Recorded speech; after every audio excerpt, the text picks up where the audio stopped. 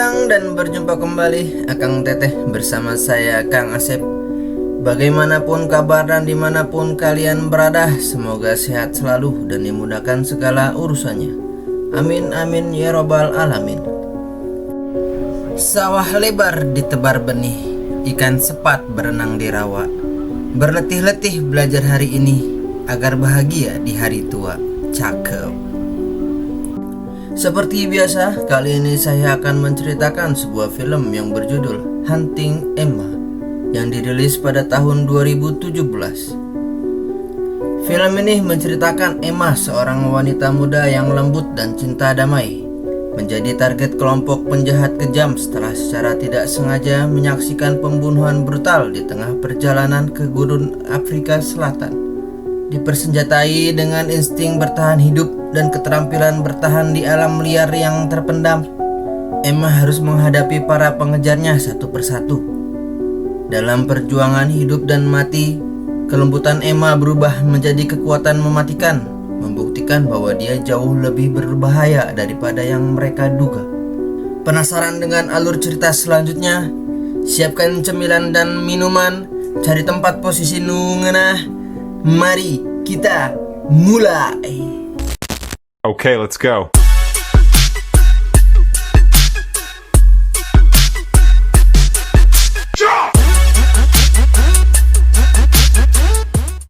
Emma adalah seorang guru muda yang mengajar di sebuah sekolah dasar di Afrika Selatan. Sama seperti guru SD lainnya, ia memiliki hubungan yang dekat dengan murid-muridnya. Suatu hari, murid-muridnya bercanda soal rencana liburannya bersama pacar. Meski terdengar menyenangkan, Emma terlihat enggan membahasnya, bukan karena malu, tetapi karena ia sedang menghadapi masalah dalam hubungannya dengan sang pacar. Sorry. Ja, vrouw, vad hände, vrouw du? Bara vet du. Inte vrouw zijn boyfriend. Karena itu, Emma memutuskan untuk menghabiskan liburan dengan pulang ke rumah ayahnya. Ia berharap bisa menikmati masa libur sekolah dengan lebih santai dan tenang. Sebelum meninggalkan sekolah, Emma sempat berbincang dengan rekan guru lainnya. Saat itu ia mendapat titipan sebuah tas besar dari sepupunya. Walaupun agak keberatan, Emma tetap membawa tas tersebut dalam perjalanannya. Blir det nej för sig för inte Helene? För jag. Dank je, Viri. Di sisi lain, sebuah kelompok kriminal yang dipimpin oleh Bosman sedang sibuk mengemas barang terlarang untuk dikirim. Kelompok ini membagi diri ke dalam dua mobil, sebuah sedan sebagai pengawal dan sebuah van yang membawa barang tersebut. Salah satu anak buah Bosman yang juga keponakannya bernama Pete terlihat gugup. Ternyata ini adalah tugas pertamanya, sehingga ia tampak canggung dibandingkan dengan anggota lainnya. Setelah semuanya siap, kelompok itu memulai perjalanan.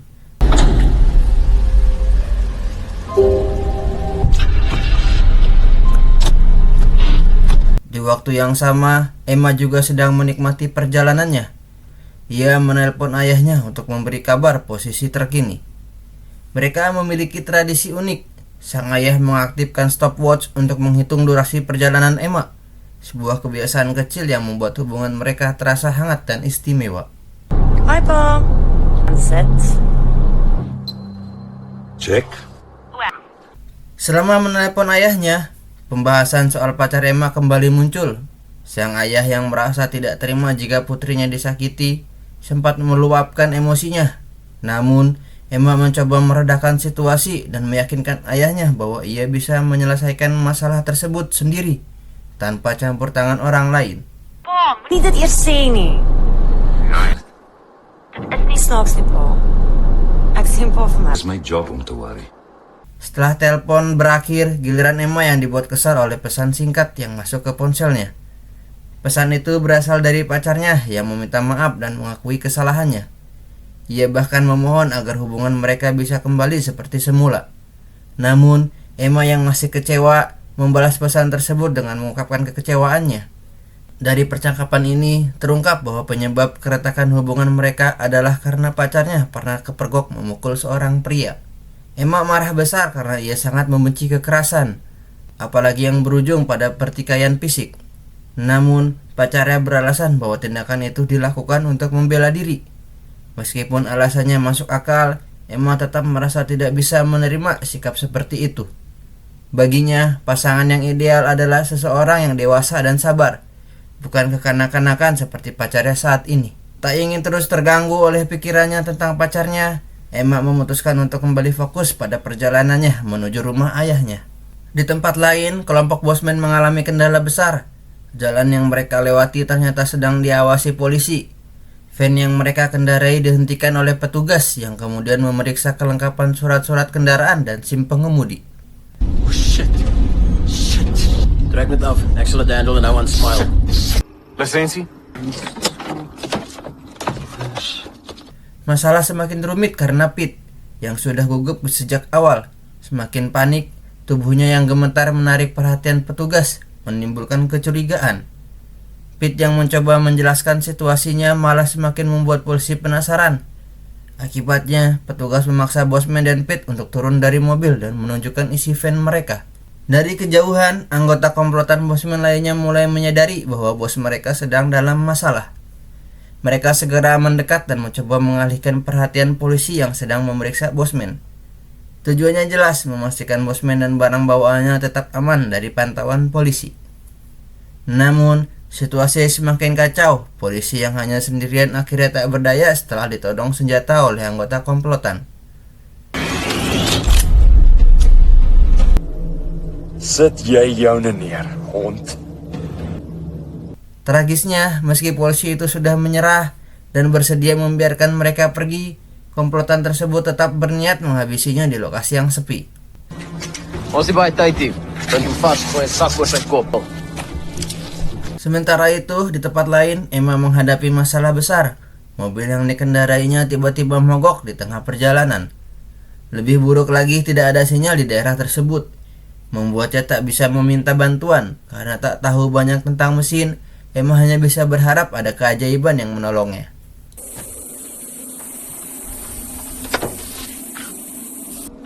Come on. Di sisi lain, Bosman dan komplotannya kini bersiap untuk mengeksekusi polisi tadi. Bosman yang ingin melatih mental keponakannya menyuruhnya untuk menembak polisi tersebut. Namun, sebelum itu Bosman meminta Pete mencoba menembak batu sebagai latihan. Secara tak terduga, suara tembakan Pete terdengar oleh Emma yang kebetulan berada tak jauh dari lokasi.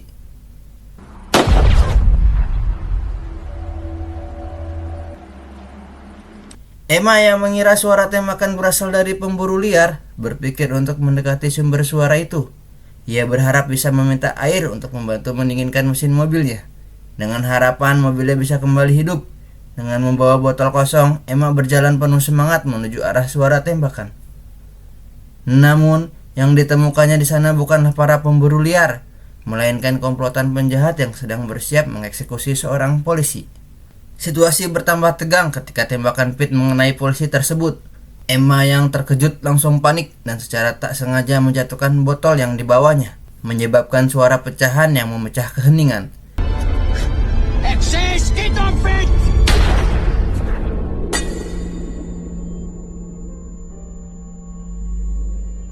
Semua mata pun tertuju padanya. Bosman dan anak buahnya yang melihat keberadaan Emma segera mengejarnya. Tak lama, Emma berhasil ditangkap oleh kawanan tersebut. Layaknya sekelompok serigala lapar, mereka mengepung Emma. Namun, berbeda dari nasib polisi sebelumnya yang langsung dieksekusi. Emma justru menghadapi ancaman yang lebih memilukan. Bosman dan anak buahnya berniat melakukan hal yang lebih keji terlebih dahulu sebelum menghadapi gadis itu.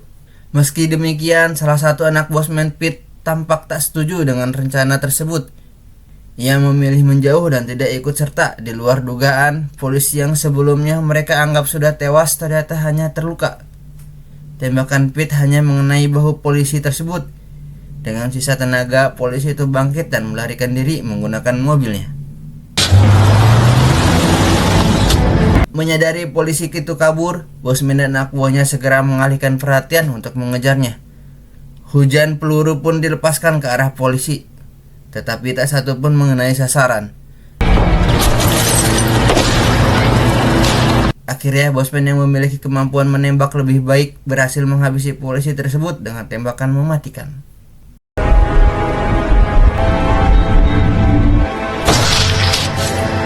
Di saat yang bersamaan, Emma yang tidak diawasi dengan ketat mencoba melepaskan diri dari borgol yang mengikat tangannya.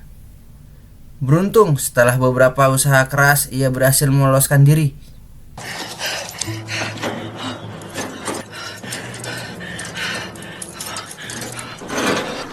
Emma kabur dari lokasi tersebut, tetapi tidak langsung lari tanpa arah. Ia memutuskan untuk kembali ke mobilnya, mengambil tas titipan sepupunya, dan mencari ponselnya sebelum melanjutkan pelarian.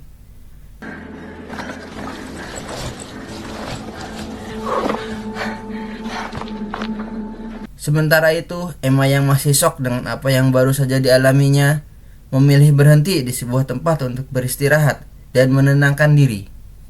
Dengan napas terengah-engah, ia mencoba memikirkan langkah selanjutnya agar bisa selamat dari kejaran Bosman.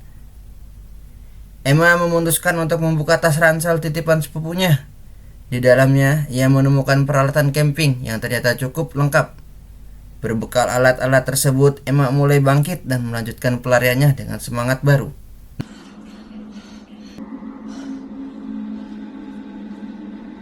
Namun, tanpa disadari, jejak pelarian Emma berhasil terendus oleh komplotan Bosman. Secara mengejutkan, Pete yang sebelumnya dianggap kurang berpotensi sebagai penjahat, menunjukkan kemampuan luar biasa. Ia berhasil melacak pergerakan Emma hanya dengan mengikuti jejak kakinya. Kemampuan ini ia dapatkan dari pengalamannya bekerja sebagai petugas keamanan hutan. Daai kant toe. Terus je skiet. Ek seker. Tidak hanya itu, Bosman dan anak buahnya juga berhati-hati dengan menghapus jejak kaki mereka sendiri untuk memastikan keberadaan mereka tetap tersembunyi. Berkat keahlian Pete, mereka akhirnya tiba di lokasi singgah Emma sebelumnya. Di sana mereka menemukan tas ransel yang ditinggalkan Emma dengan beberapa barang masih tersisa di dalamnya.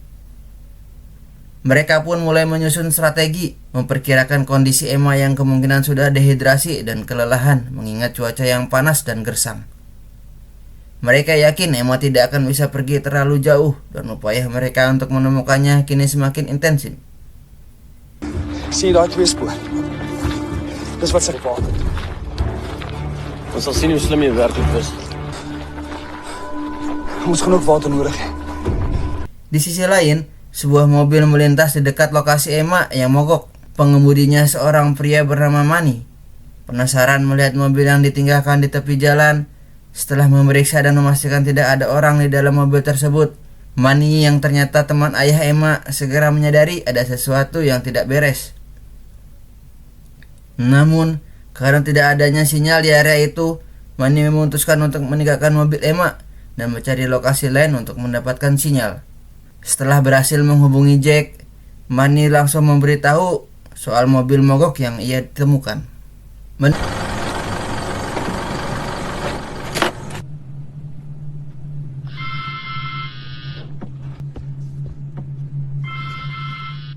Ya? Dengar kabar itu, Jack segera bergegas menuju lokasi yang disebutkan oleh Manny untuk mencari petunjuk lebih lanjut mengenai keberadaan putrinya. Dengan penuh kecemasan, Jack bersiap menghadapi segala kemungkinan yang akan ia temui. Emma yang masih dalam pelarian tiba-tiba menyadari bahwa jejak kakinya bisa saja diikuti oleh komplotan Bosman. Dengan sisa-sisa tenaganya, ia mulai membuat jebakan sederhana. Menciptakan jejak kaki palsu, ia sengaja membuat 3 jejak dengan arah berbeda untuk mengacaukan para penjahat yang mengejarnya. Strategi Emma terbukti berhasil. Pete dan anak buah Bosman mulai kebingungan karena jejak yang mereka ikuti hanya berputar-putar di satu area. Hierdie girl is nie stupid nie. Dit ons jag haar. Moenie met my neek nie, Piet. Ek neek nie met jou. Alle spore gemaak. Hier.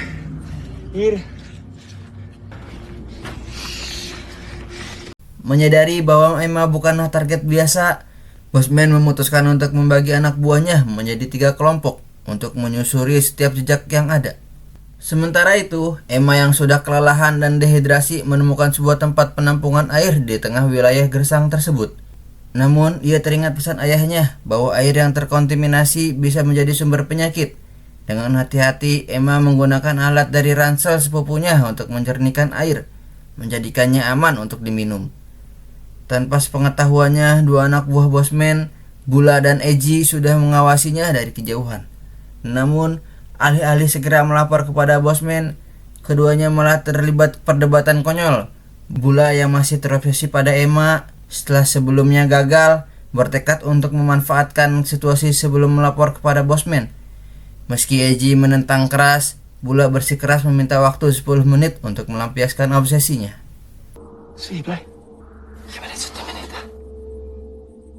Di sisi lain, Jack dan Manny tiba di lokasi mobil Emma yang mogok. Jack mulai memeriksa situasi dan menganalisa apa yang mungkin terjadi. Ia melihat tanda-tanda jejak yang sengaja dihapus, menunjukkan bahwa Emma dikejar oleh seseorang. Meski situasinya berbahaya, Jack tampak tetap tenang. Ia percaya pada kemampuan putrinya untuk bertahan hidup dan yakin bahwa Emma akan menemukan cara untuk keluar dari masalah ini.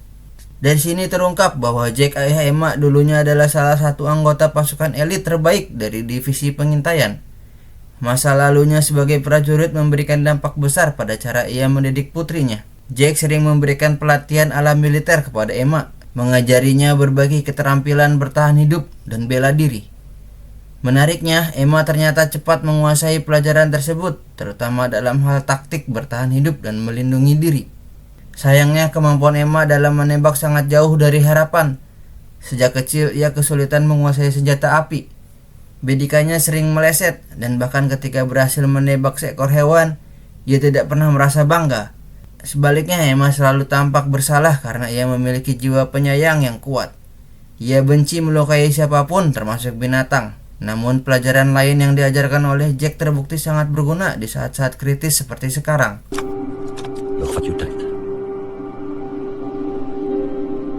Ketika Bula, salah satu anak buah Bosman, mencoba menyerangnya, Emma yang terlihat terpojok tiba-tiba mampu mengembalikan keadaan.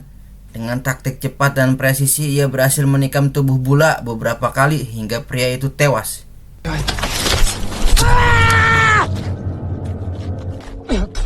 Dari kejauhan, Eiji rekan Bula mulai curiga karena tidak ada kabar sama sekali melalui handy-talkie. Merasa khawatir, Eiji akhirnya memutuskan untuk melaporkan situasi tersebut kepada Bosman, termasuk lokasi keberadaan Emma. Mendengar laporan itu, Bosman menjadi marah besar dan segera memerintahkan Eiji untuk menyusul Bula. AJ, Skita, where yai mai? Liao ini what?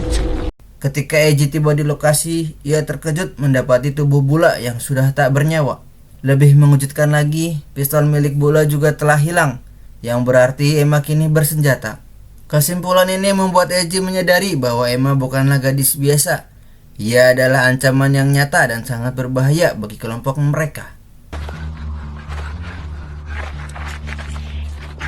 Di sisi lain, kematian Bula menjadi peringatan besar bagi komplotan Bosman, bahwa perburuan mereka terhadap Emma tidak akan semudah yang mereka bayangkan.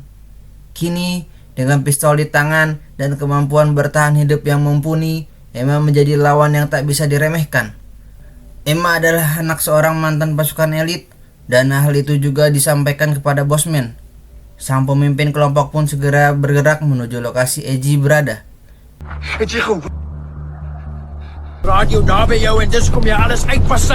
Sementara itu, Emma yang berhasil merampas pistol dan handy-talkie milik Buela akhirnya mengetahui banyak informasi dari percakapan antara Bosman dan komplotannya. Ia terus berlari mencapai tempat batu untuk bersembunyi.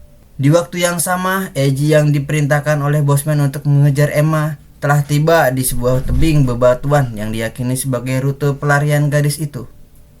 Namun, sial bagi Eiji karena terlalu fokus mengikuti jejak kaki Emma, ia tertimpa batu besar yang sengaja dijatuhkan oleh Emma. Pertarungan pun sempat terjadi di antara keduanya, tetapi secara mengesankan, Emma mampu membela diri dan menghabisi nyawa Eiji dengan brutal.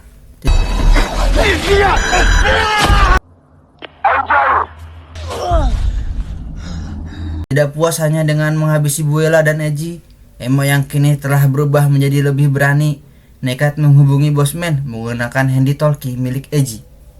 Melalui sambungan itu, Emma mengatakan bahwa 2 nyawa dari komplotannya telah tumbang, dan kini tinggal 4 orang lagi yang harus ia singkirkan. Merasa tertantang oleh ucapan Emma, Bosman dan 3 anak buahnya segera menelusuri jejak gadis itu.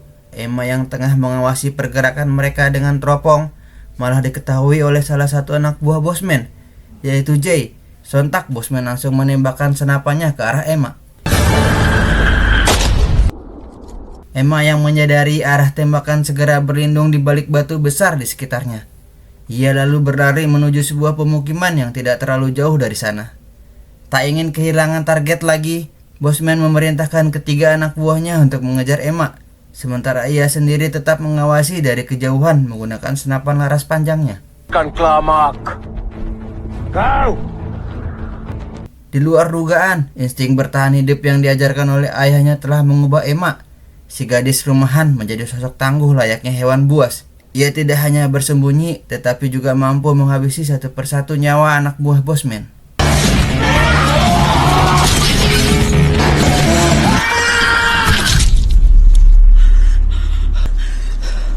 Setelah berhasil menyingkirkan semua anak buahnya, kini Emma harus berhadapan langsung dengan Bosman yang dikenal ahli dalam menembak.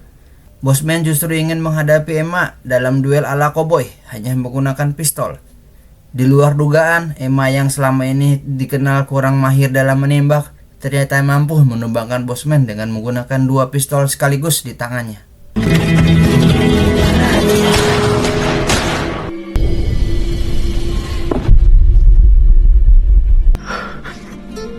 Sementara itu, di halaman rumah, Jack yang tidak kunjung mendapati kemunculan Emma mulai diliputi kekhawatiran terhadap kondisi putrinya.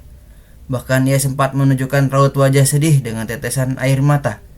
Namun, perasaan itu seketika sirna ketika tak lama kemudian Emma muncul di hadapannya. Dalam kondisi kelelahan, dehidrasi, dan menahan luka tembak di bahunya, Emma berjalan tersiok-siok dan langsung memeluk sang ayahnya. Dan film pun tamat. Oke lah Kang Teteh, mungkin ini aja yang bisa Kang Asep bahas. Jika ada kekurangan dalam cerita, saya mohon maaf. Dan jika ingin menambahkan kritik dan saran atau ingin kirim-kirim salam untuk gebetan dan yang Kang Teteh sayangi, silahkan tulis di kolom komentar. Jangan lupa untuk like, komen, dan subscribe serta nyalakan tombol loncengnya agar kalian mendapati notifikasi video baru dari channel ini. Terima kasih sudah menonton. Semoga Kang Teteh dimudahkan segala rezekinya. Dan sampai jumpa di next video.